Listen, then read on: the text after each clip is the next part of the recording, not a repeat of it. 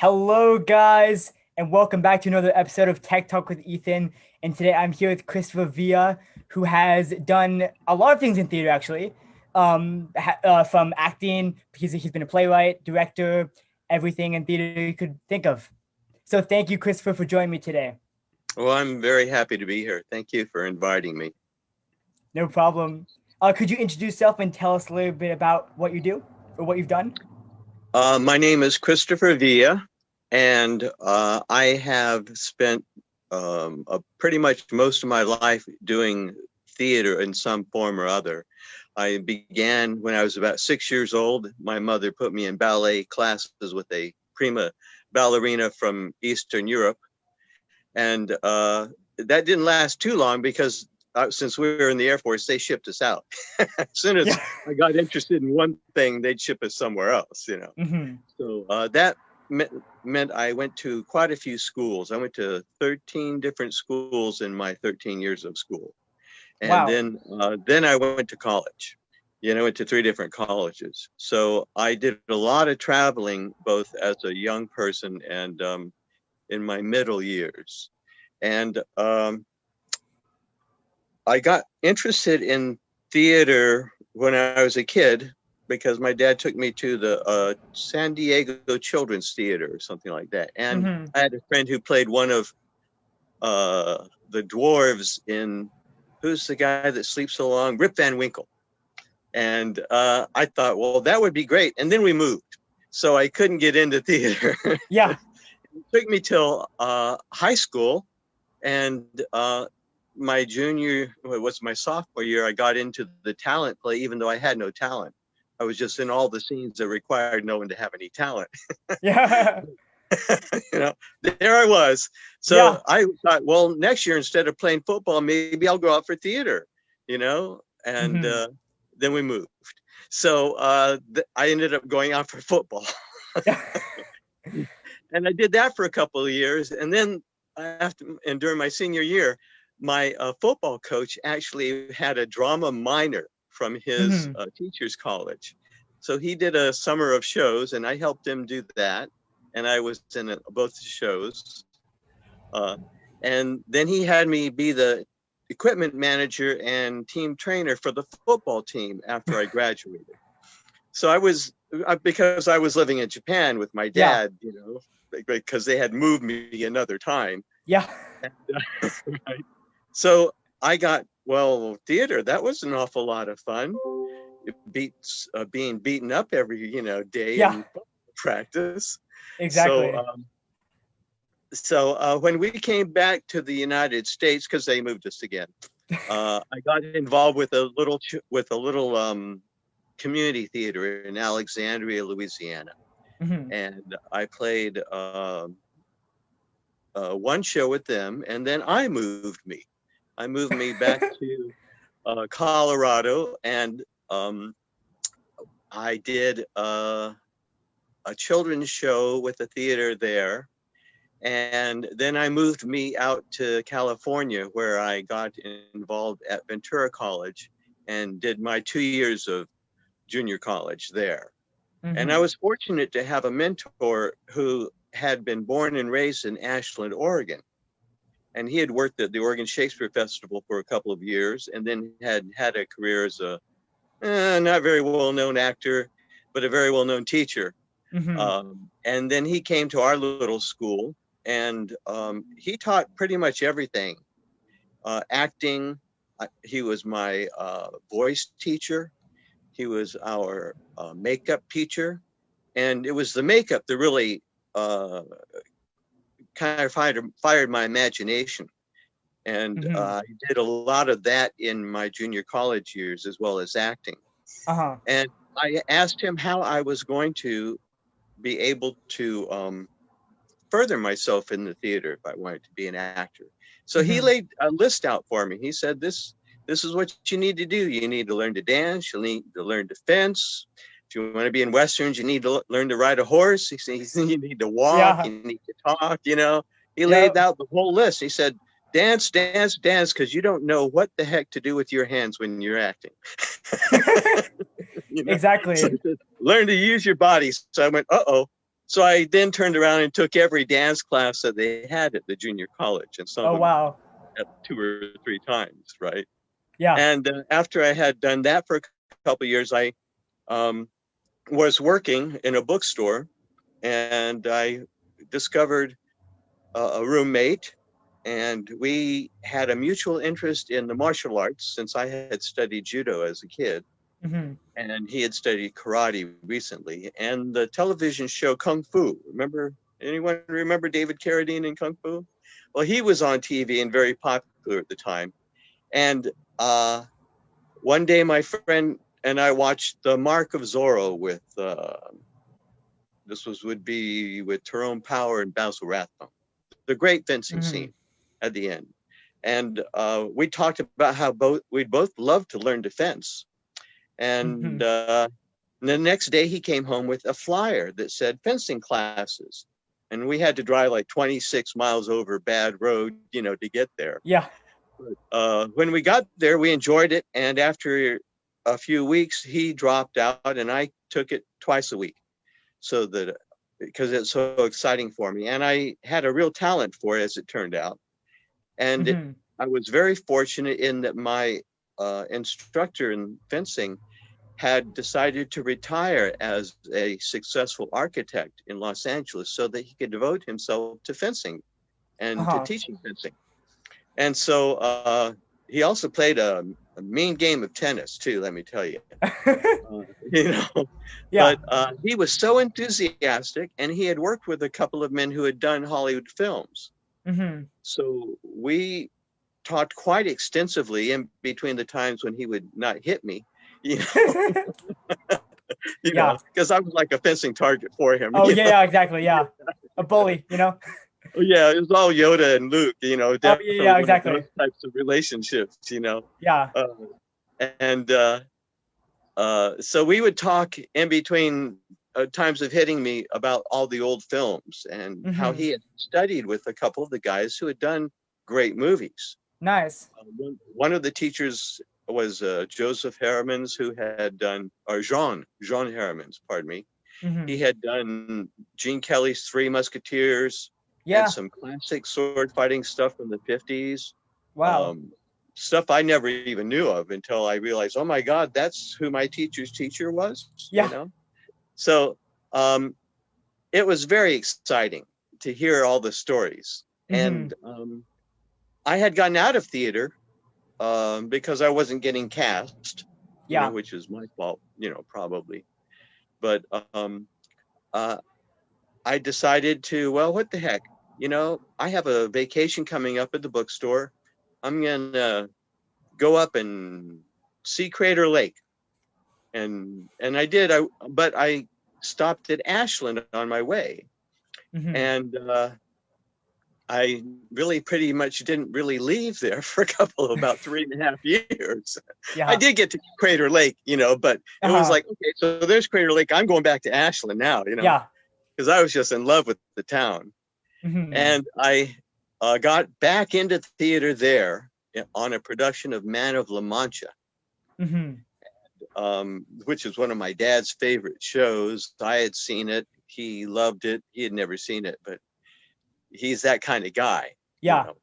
And so that's what I sold my 65 Mustang so that I could live for the summer without working, which in Ashland was actually possible at the time, And I did the show for 3 months. So nice. The 2 months it took to build it up, and then the weeks it took to do it, and then the weeks to decompress, where you collapse for 2 weeks after the show. Yeah. Right. If you know what's good for you, you collapse for 2 weeks after the show. Yes, definitely. Yeah. Yeah. And that was the first show I choreographed as a fight director. Nice. And since I had taken so much dance, I'd also become a dance choreographer back at Ventura College. So the two things, the fencing and the dancing, they just kind of slammed together at the same time at the right place. Yeah. At the right time. And I studied with one of the first really organized fight masters in the U.S. there at Ashland, and was his assistant for several years. Nice. And he got me into a show there because somebody got hurt, of course. And since I knew all the fights, they said, well, Christopher, maybe we can get you into the show. And I thought, yeah, that'll be the day that happens. But it was an interesting thing was I had worked with the actor who was playing Richard the Third before he becomes Richard the Third. Yeah. In the Henry plays, he's Richard of Gloucester in Henry the Sixth, Part 3. Okay. Right. So that's the play we were doing. And when there were lots of 4 huge battle scenes, a big duel, you know, and and I was assigned to the actor came to me and asked me if I would work out with him before rehearsals started. Yeah. So we did. We worked out for a couple of weeks on the back deck of the festival overlooking the park.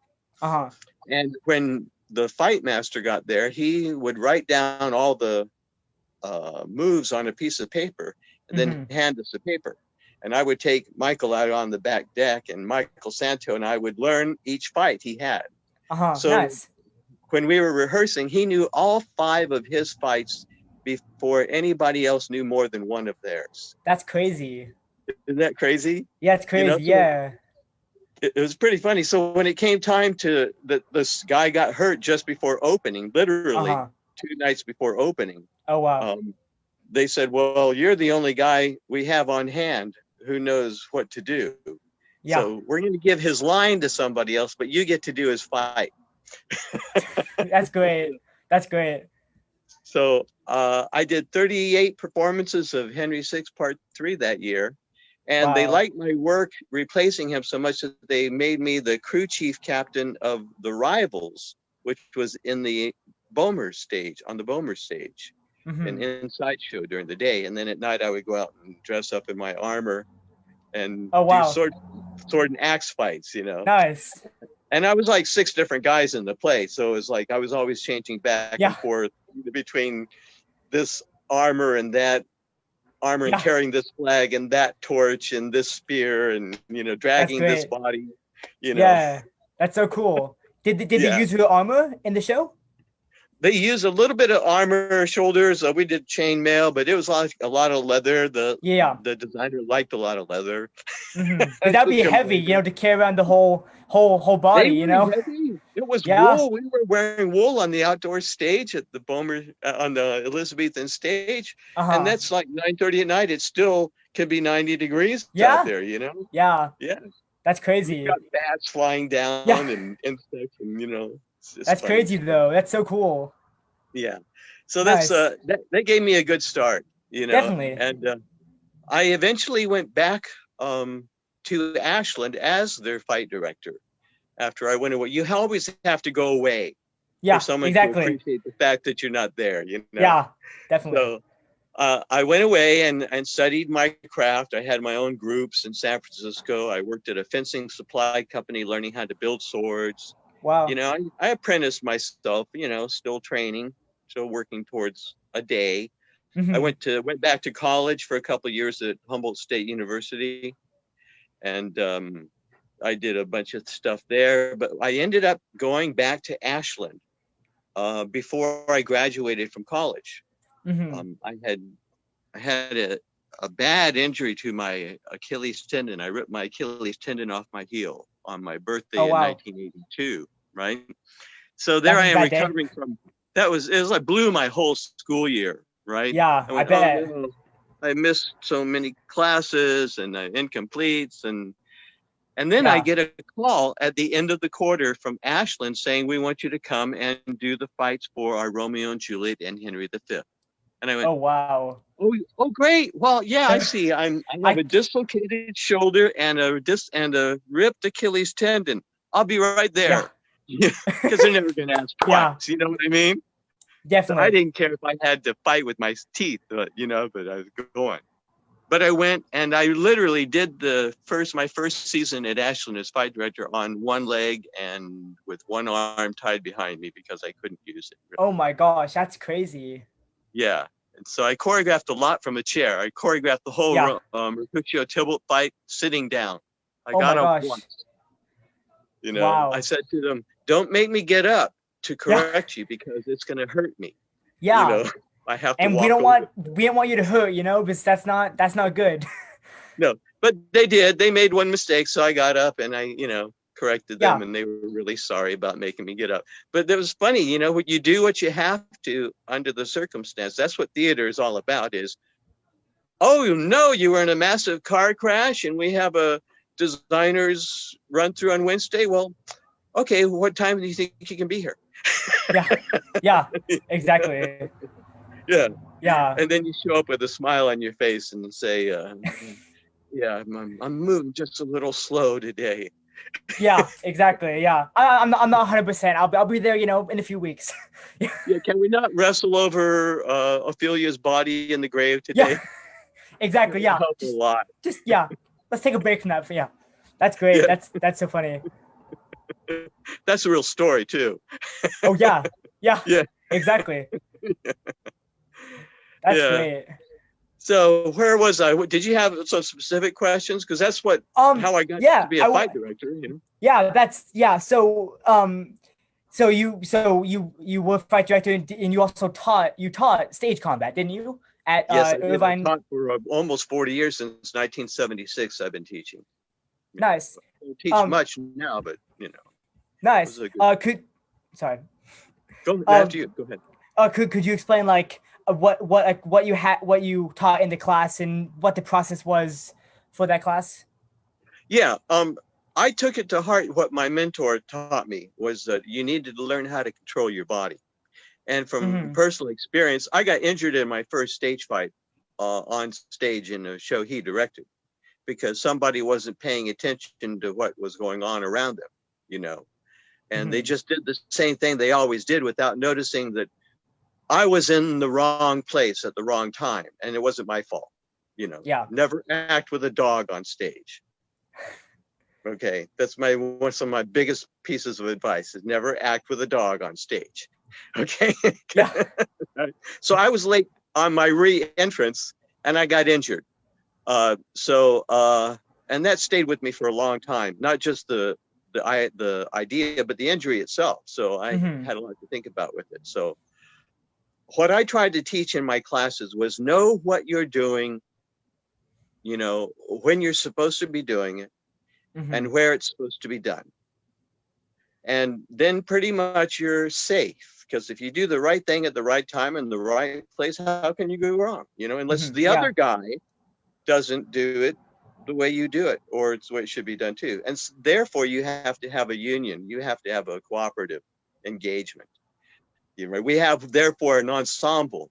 We are a team, you and I, because we have to get through this sword fight without either one of us hitting the other person or someone else. Yes, or exactly. dislodging a sword into the audience. There's a lot of things that you have to follow. And one of my students, I used to teach grad students at UCIrvine, and one of my grad students, who was himself a teacher, and he turned to me and he said, "But I have to remember so many things at the same time." And I said, "Yes, exactly. Isn't that the point of it? You have to remember everything at the same time." And as a teacher, I thought, I can't make sure that my students can do that unless I show them how to do it. So with my teaching, I not only showed technique, but I also gave an explanation as to why that technique worked better than a specific technique that they might want to throw in there otherwise. You know what I mean? Yeah. And also the fencing helped me be very precise and very methodical and repetitive. And that's what you have to do. Like I say, amateurs practice until they can't get it wrong, or until they get it right. Is that right? Yeah, I think so. Amateurs practice until they get it right, and professionals practice until they can't get it wrong. And I think that's the same thing. You train your body to do the right thing the right way, and then you can act behind that. But you can't act first without knowing what the heck you're doing, right? Because then you're just energy, you're unfocused energy, and someone's going to get hurt, and chances are it's not going to be you. It's going to be the person who can't control their energy who hurts somebody else. Exactly. That's what the problem is, because we know that there is no justice in the universe. Yes. Yeah. Yes. The drunk walks away from the wreck, you know, Yeah, that type of thing, you know, and that's not definitely. any kind of thinking in theater. You are your own wreck. You know, you can create a wreck at any given moment on stage and bring the entire show down, you Yeah. know. Yeah. And so I tried to teach them how to um, dealing with mistakes, because you know you're going to make them. Somebody's going to Yeah. make a mistake, you know, in rehearsal at least. You know, and rehearsal is practicing making mistakes so you can practice how to get the heck out of there, you Yeah. know, and without looking like I made a mistake, pardon me while I, you know, do Yeah. this thing. You know, the audience doesn't want to see that. They want to see you get out of your predicament. You know, Exactly. Yeah. we know you made a mistake. We want to see how badly the mistake throws you, right? Yeah. And that's the game they're always playing with you. Come on, screw up, you know, a little Yeah. bit, just a little bit. You know, Exactly. and so I was trying to teach in my classes not just how not to screw up, what to do when you screw up, Mm-hmm. you know, and how to make it like you meant to do that in the first place. Exactly. That's Yeah, really with a little important side because, effect. yeah, definitely. Yeah, that's really important, just because, live theater, anything can happen and, you gotta be prepared and be on your toes. And that's a Yes, great, great thing to know. yes. Everything happens at the Yes. worst possible time. You know, that you Yeah. have to live by kind of that rule, Murphy's rule of theater. At the worst possible time, the worst possible thing will happen to the Yeah. most valuable member. You know, you have to think along Exactly. those things. So a lot of my work as a fight director was as a safety officer, Mm-hmm. inspecting things and make sure problems wouldn't happen that somebody else wasn't thinking about. You Yeah. know, and so I have a lot of respect for stage managers, and I taught stage managers too. Oh, I nice. taught stage managers how to write fights down, how to work the backstage flow of movement, you know, Mm-hmm. how to build. I taught people how to build weapons. I basically taught in my classes that you never know what position you're going to be thrust into at any given time. Yeah. So you have to be willing and able to jump in there and cover for someone. You know, and I knew these were Yeah. graduate students. They were all hoping to get jobs acting, and half of them would. So I Yeah. taught them all how to be teachers, even though they didn't realize it, you know? And that's why I Exactly. taught the way I did, was to make sure that if you walk away from me and you want to train somebody else, I want to know that you know how to do that, Yeah. you know? So I have a long line of people I've trained who are now doing the jobs I used to do, because I guess they're better than I am now. Yeah. I mean, But you live for the best. yeah, but I Yeah. trained them. You know, they're out there. They're out, and I'm glad they're Exactly. working, because it proves on my basic concept works. Definitely. Yeah. It's, important to know, and teach. And that's how you learn is, from teachers who know stuff. And, Yeah. it all comes around in the end. Yeah, and the other thing was you have to learn how to teach an individual, because you can teach groups, but Uh-huh. groups don't learn all the same. You know, True. not everybody in the group learns the same way. So whether you have a visual or an oral learner, some people are Yeah. tactile, you know, and as a teacher, you have to be able to see that before it becomes a problem. You know, so I'm teaching eight different styles of teaching in the same class to 8 people, Yeah. and I'm Yeah. lucky if 2 of them are on the same wavelength. You know? Exactly. Yeah. Exactly. Yeah. How so when you taught, you've been you also were an actor, you've directed and all that. Yeah. How did you balance acting and teaching and choreographing and all that?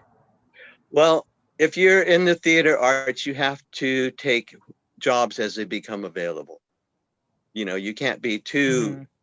uh too too picky, right? You want to make sure you work from an ethical base. So you work for honest, you know, people who are working for the art. You Yeah. know, so that being said, yes, I will do this for free because I'm not doing anything right now, or it will help you get your project moving further.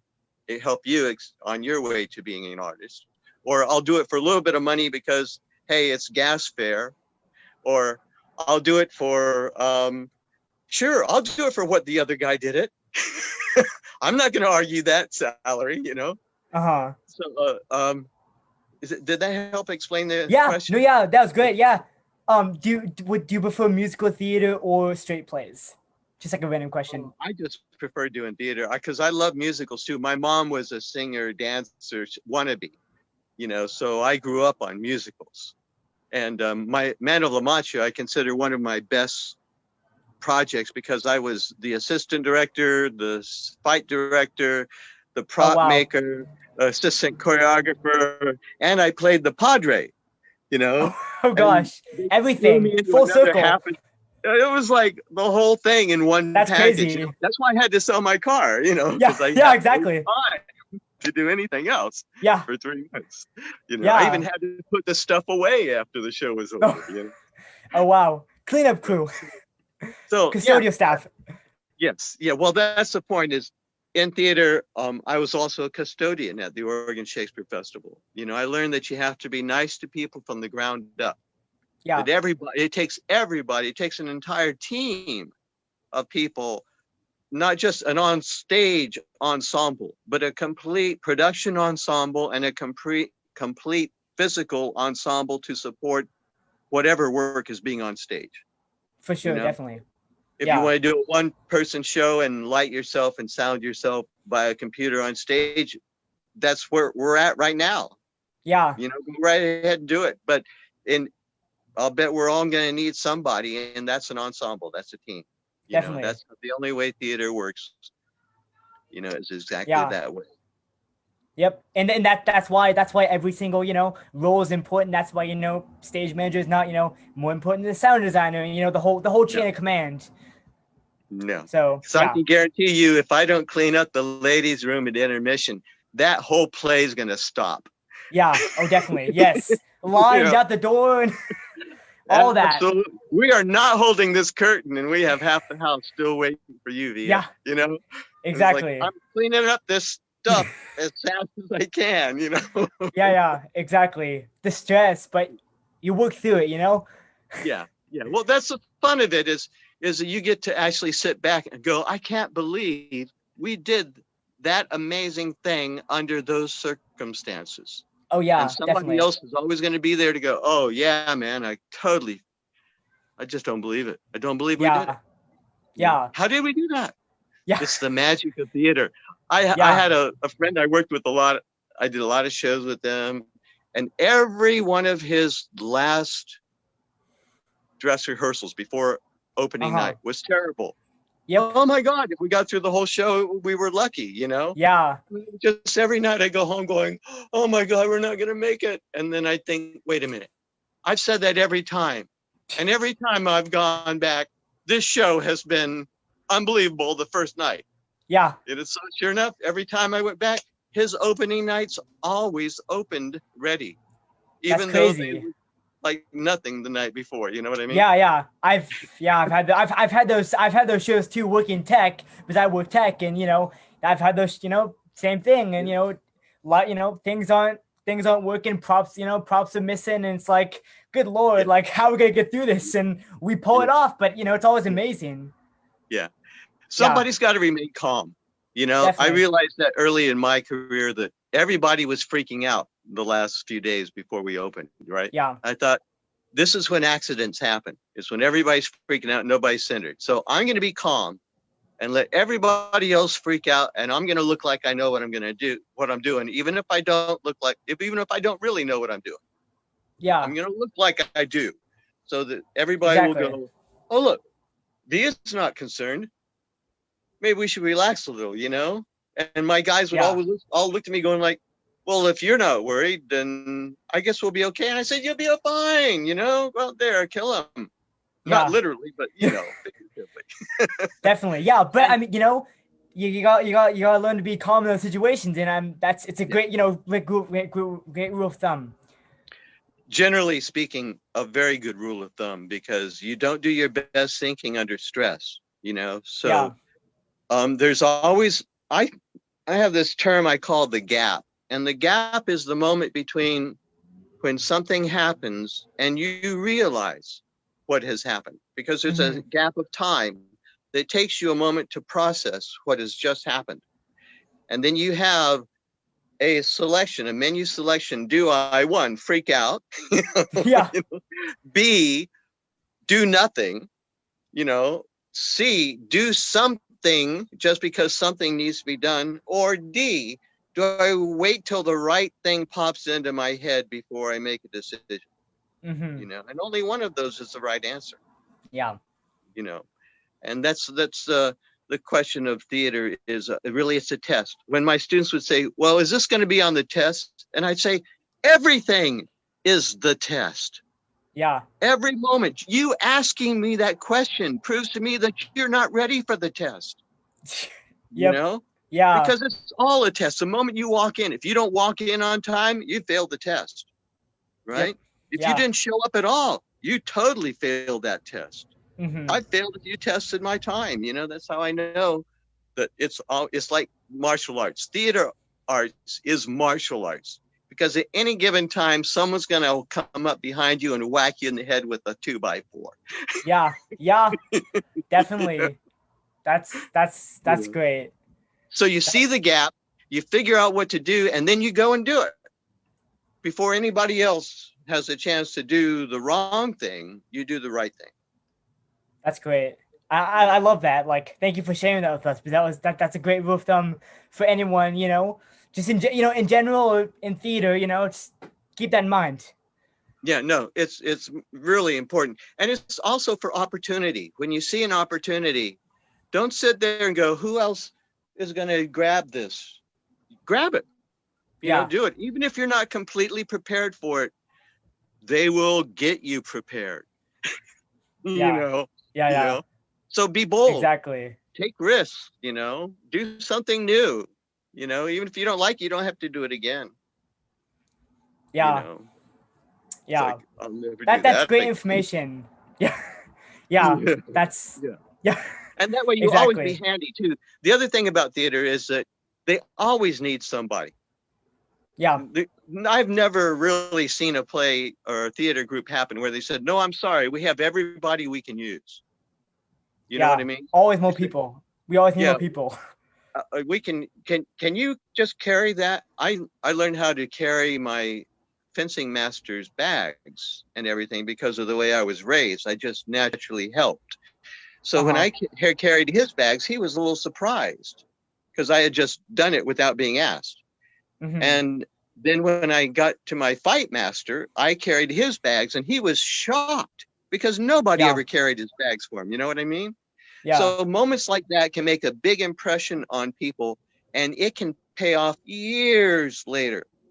I got that job as a fight master at Ashland for the job I did as the understudy on Henry VI Part 3. We had the same stage manager was also directing that Romeo and Juliet that I did. And he said, I want you to do the fights, even if you are on one leg with one arm. Yeah. Remember memory. Yeah. People remember. Yeah. Yeah, definitely.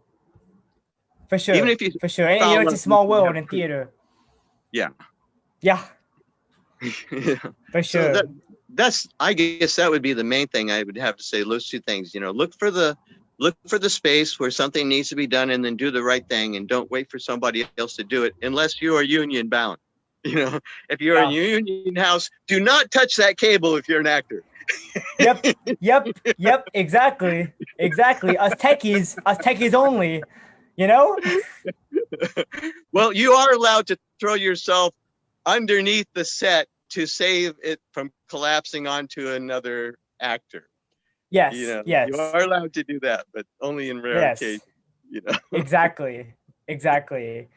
But it was great talking to you, Christopher. Thank you so much for coming on the show. It was a pleasure having you. Oh, it's been my pleasure, really. So anytime you want to talk, just give me a call. Thank you so much. Thank you guys for tuning in today's episode, and we will see you guys next time. Thank you so much. Bye.